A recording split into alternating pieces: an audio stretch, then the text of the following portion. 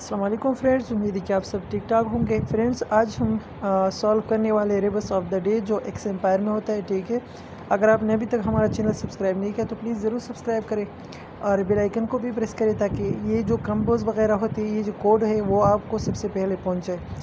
तो बिना देर के हम वीडियो की तरफ बढ़ते। सबसे पहले रेबस ऑफ द डे पे हमने क्लिक करना है। फ्रेंड्स, आज का जो रेबस है एक्स एम्पायर का वो है आज TARGET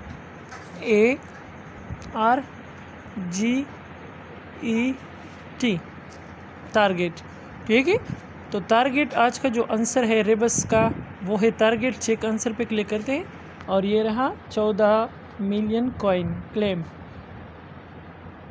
तो फ्रेंड्स, अगर आपको वीडियो अच्छी लगी तो प्लीज़ चैनल को सब्सक्राइब करें और बेल आइकन को ज़रूर प्रेस करें ताकि आपको ये डेली बेस पे मिल जाए। ओके, नेक्स्ट वीडियो मिलते हैं, तब तक के लिए अल्लाह हाफिज़।